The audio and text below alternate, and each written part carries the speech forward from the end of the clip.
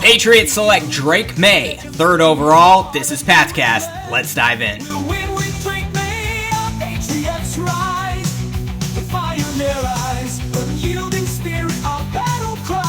Welcome to Patscast. I'm Brad Whitaker. It's finally happened. The New England Patriots have brought in their future franchise quarterback, hopefully Drake Maye, quarterback out of the University of North Carolina. And it was getting a bit nerve-wracking there these last few weeks, these last few months. We didn't know, is J.J. McCarthy really the guy they're thinking at number 3? Will Jaden Daniels and his potential issues with the Washington Commanders, will he slip to 3 and Drake Maye will go 2nd overall? Well, the probable scenario played out, and Drake Maye will be heading to Foxborough.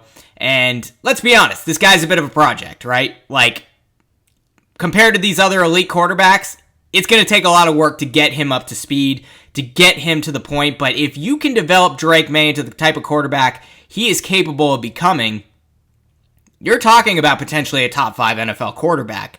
So I really hope the Patriots don't screw this up. After the Mac Jones experience the last 3 years, a quarterback who went from a potential rookie of the year to a guy that is now backup in Jacksonville.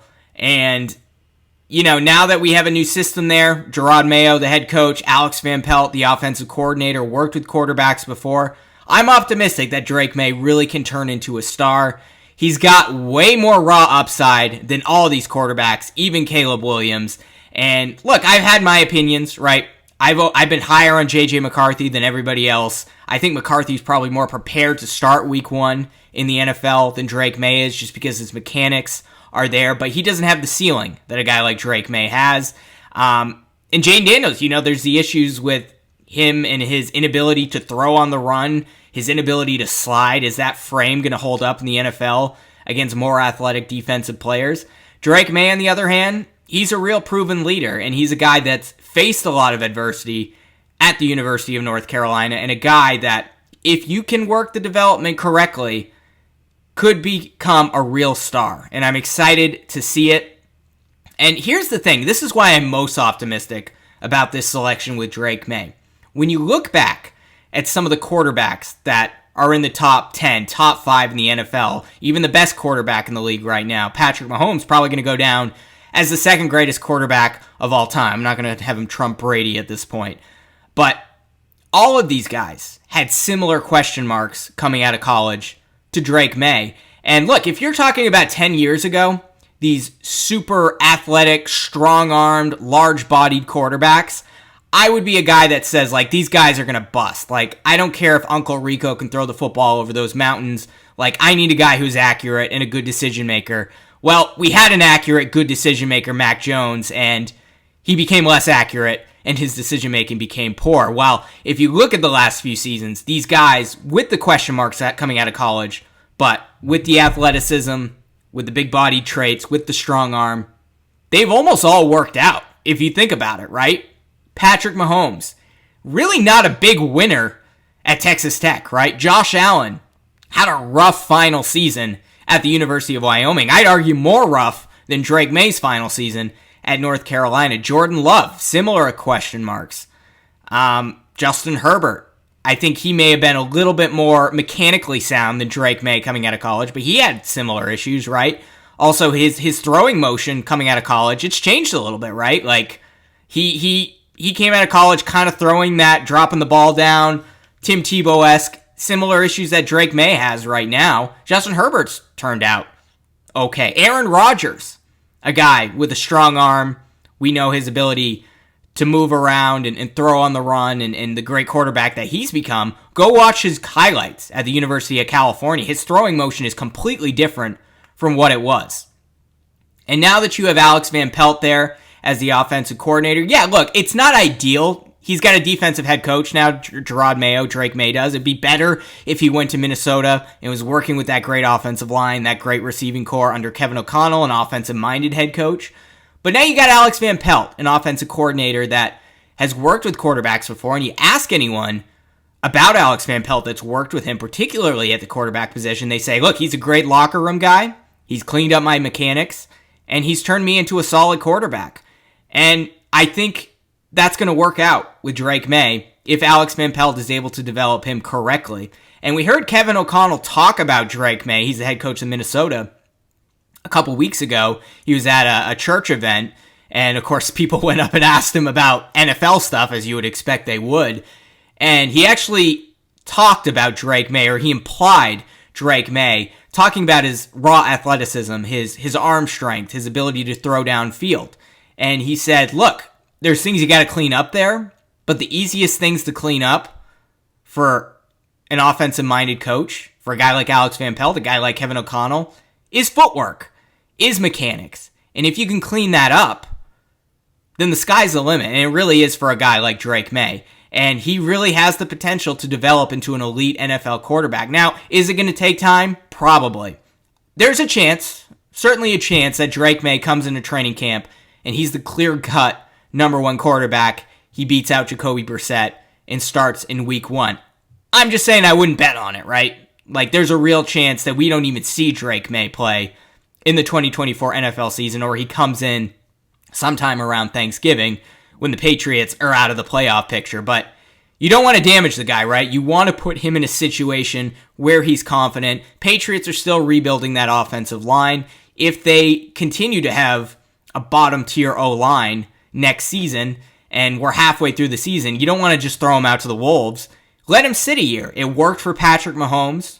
It worked for Aaron Rodgers. He sat a longer time than that. Certainly worked for Jordan Love. He sat even longer than Aaron Rodgers did in Green Bay. Josh Allen, even though he started, took him a couple seasons to develop into the kind of quarterback he is now. So the nice thing about Drake Maye is it affords Gerard Mayo, it affords Alex Van Pelt, it affords Elliott Wolf, the de facto GM. We'll see if he gets a formal title after this. It affords them the time to be patient, and ownership's not going to say, like, this is a failure after 1 year. I would just say, be patient with him. Understand he may sit a little while. Hell, he may be third on the depth chart behind Jacoby Brissett and Bailey Zappi, because Zappi at least has that experience, and you're a little more confident throwing him to the Wolves, letting him struggle, instead of Drake Maye and destroying his confidence. But what I will say about Drake Maye and his confidence, even if you do put him out there behind a poor offensive line in New England that's rebuilding, I think the O-line's going to be better than we think it is, and we'll see what happens going forward in the draft. But this is a guy that didn't have a great O-line at UNC. Certainly didn't have the O-line of J.J. McCarthy at Michigan. Didn't even have the O-line of Jaden Daniels at LSU. I'd even argue the USC O-line, which wasn't very good, was still much better than what Drake Maye had at North Carolina. He had coaching changes. He had bad turnover at the receiving core. His best receiver barely played. Drake Maye's dealt with a lot. And you talk to people that were in that locker room with him at North Carolina, they say he's a real leader, and he's a guy who can take hits and bounce back, something that Mac Jones really couldn't do.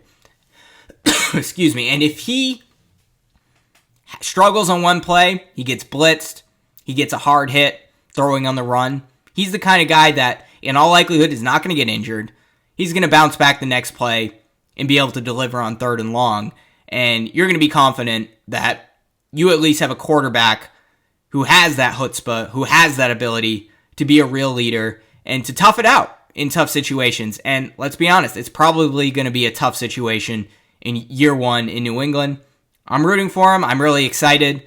We just got to be patient with the guy. But the upside, the sky's the limit with a guy like Drake Maye. Far greater upside than any of these other quarterbacks. And Alex Van Pelt has the reputation for being able to develop these guys. If he's able to clean up his footwork, improve his accuracy, his ability to throw the short, intermediate passes where he struggled in the past, if he can improve in those areas, and that really starts with cleaning up his mechanics, Drake Maye is going to be a solid NFL quarterback. Again, I think he would have been in a better situation in Minnesota. So would all of these quarterbacks, right? Like, that is the golden landing spot.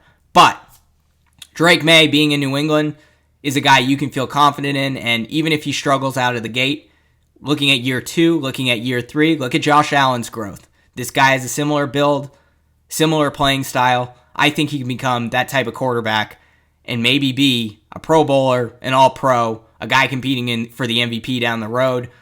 I'm excited. Let's hope it works out. It's going to be interesting. And training camp will be fun to see what type of quarterback he is right away. Does he look like the number one guy, or is he going to need time to develop? I lean toward the latter at this point, but with his raw athleticism, he brings something to the table that we really haven't even seen in New England. Even with Tom Brady. I mean, Brady didn't have the strongest arm when he came out of college, right? Like, he developed his arm strength over time. Drake Maye certainly has a lot more mobility than Tom Brady. Now, can he be as accurate? Is his decision-making going to be as good as Tom Brady? Probably never, but if he can at least become a solid NFL quarterback in terms of accuracy, in terms of decision-making, in terms of protecting himself, he's going to be great in New England. I'm excited to see it. We'll be back with more NFL draft coverage. There's going to be a lot more coming in perhaps the next few hours, and certainly over the next few days. And at the end of it all, we'll certainly do a nice wrap-up where we make sense of all the Patriots pick and see how Elliott Wolf rounds out this roster. It's going to be fun. Be sure to like and subscribe to Pat's Cast for more draft coverage. On the field, where legends play in the heart of New England, we'll win with Drake Maye. Our Patriots rise, the fire in their eyes, unyielding spirit, our battle cries. A new dawn breaks the stars, born Drake Maye, the strongest arm in the draft, forever adorned.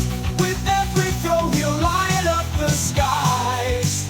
A franchise QB, the ultimate prize. Through the storms